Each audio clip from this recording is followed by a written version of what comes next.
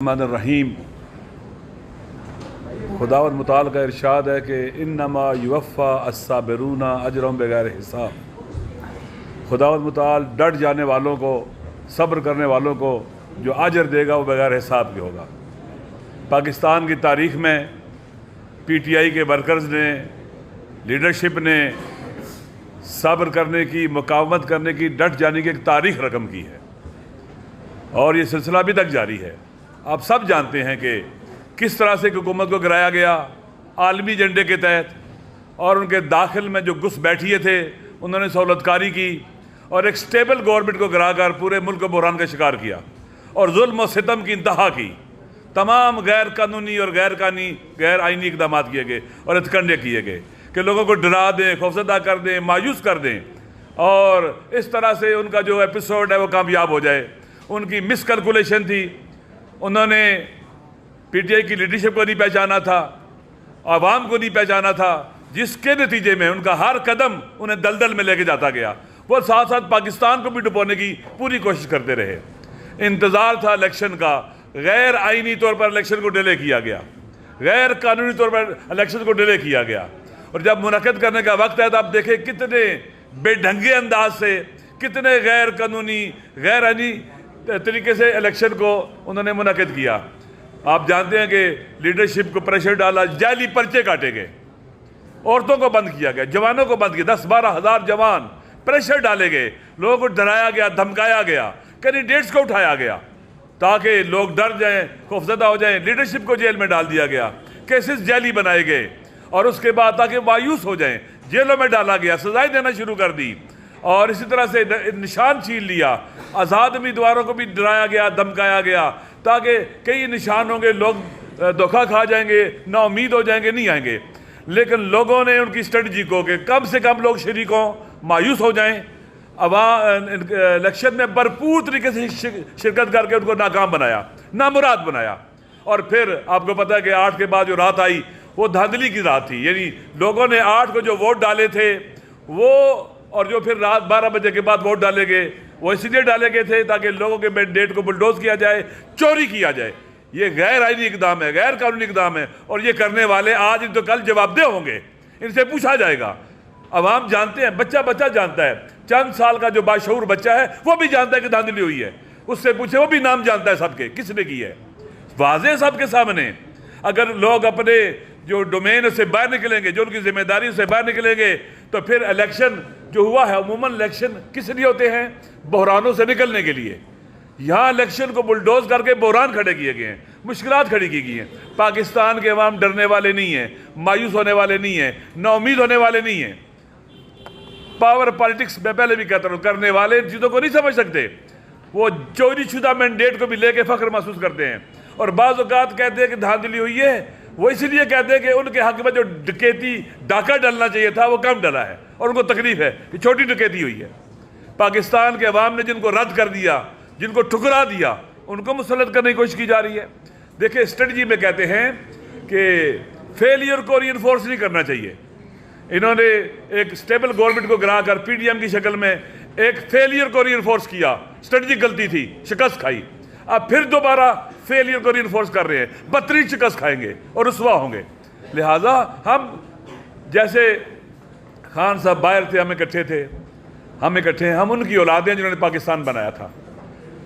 हम फिरका वारियत फैलाने वालों को कभी भी कामयाब नहीं होने देंगे।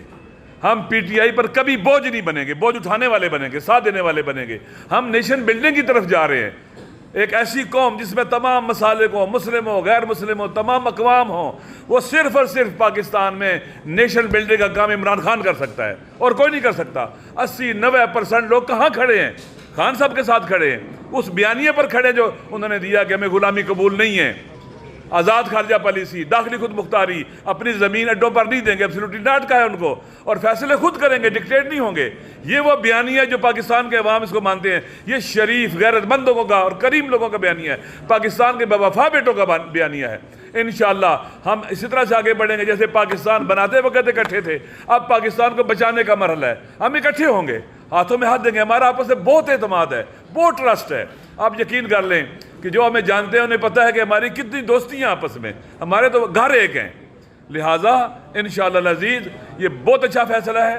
मेरी खुद ये राय थी, ऐसे ही होना चाहिए। मैंने खुद कहा है कि साहबजादा हामिद रज़ा साहब सुन्नी इत्तेहाद कौंसिल के सरबराह हैं, बेहतरीन ऑप्शन वही है। और हम उसमें है कि हमें किसी किस्म का कोई क्या उसे कहते हैं कि वो क्या उसे कहते हैं कि तहफ़्फ़ुज़ नहीं है, खुशी है, यकीन कर लें आप। हम एक हैं, ना फ़र्क हो सकते हैं, हम हैं ही एक। लिहाजा बहुत ज़बरदस्त है। इस मुश्किल मरहले में हम PTI के लिए साथ हैं। मैंने पहले भी कहा, खान साहब जिस बड़े काज को लेके चले हैं, जिसमें नेशन बिल्डिंग भी होगी, गवर्नमेंट बिल्डिंग भी होगी, कंट्री बिल्डिंग भी होगी, वतन को बचाने की तहरीक है। हम वतन के लिए जान दे सकते हैं, इस रास्ते में खून अपना दे सकते हैं। हम पीछे नहीं हटेंगे और ताकतवर तरीके से आगे बढ़ेंगे और हर फोरम पर ये जंग लड़ेंगे। जो जेलों में डाले हुए हैं ये बेगुनाह हैं, झूठे और जाली पर्चे हैं। चाहे वो कई हज़ार जवान जो जेलों में बंद हैं, चाहे वो लीडरशिप जो जेलों में बंद है, चाहे खान साहब हैं, घटिया तरीके से आपने FIR काटी हैं और ये नहीं होना चाहिए था। आप घरों में घुसे हो, शर्म आनी चाहिए। शरीफ आदमी, करीम आदमी, नजीब आदमी, हद अकल मुसलमान ना भी हो, जवां मर्द हो, मशरक़ की तहजीब इसकी इजाज़त देती कि आप लोगों घरों में घुसें, उनकी ख़वातीन को उठाएं, उनके बच्चे अकेले हैं, उनके शोरों को, बाज़ के घरों में कैंसर है, बाज़ ख़वातीन को कैंसर है। हम इंशाअल्लाह इनको आज़ाद करवाने की जदोजहद करेंगे, बावकार तरीके से बाहर निकलेंगे। अवाम सुरखरू होंगे और अवाम से लड़ने वाले वो हारेंगे।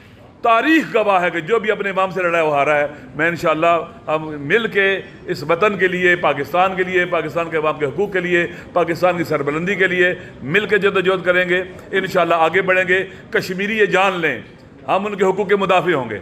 पाकिस्तान के हारी, मजदूर, मजलूम जो भी है पाकिस्तान में, जिसको हुकूक नहीं मिले, हम उनके तर्जमान होंगे और इंशाअल्लाह अज़ीज़ खूबसूरत पाकिस्तान बनाएंगे। खूबसूरत गुलदस्ता बनेगा मुख्तलिफ अक़वाम का, लिसानियात का, मज़ाहिब का और मसाले का इंशाअल्लाह। और फ़कत यहीं ये हो सकता है और कहीं नहीं हो सकता। इंशाअल्लाह पाकिस्तान जीतेगा, पाकिस्तान के अवाम जीतेंगे, हम सब जीतेंगे और वो हारेंगे जो पाकिस्तान को डुबोने वाले हैं, पाकिस्तान की कश्ती में सुराख करने वाले हैं। वो हारेंगे, हार उनका मुकद्दर है, उनके चेहरों पर लिखा हुआ है। 8 फरवरी को भी हारेंगे, आइंदा भी वो हारते रहेंगे इंशाअल्लाह। मैं फिर आप सबको का शुक्रिया अदा करता हूँ, आप तशरीफ़ लाएँ और हम जब तक जिंदा है हम खान साहब के साथ हैं इस बयानिए पर और इंशाअल्लाह इससे एक कदम भी पीछे नहीं हटेंगे। वस्सलाम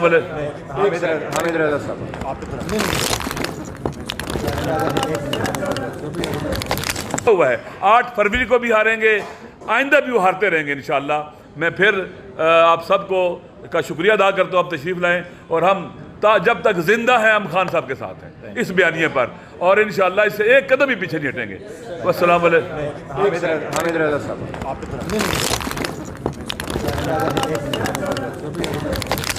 वस्सलाम।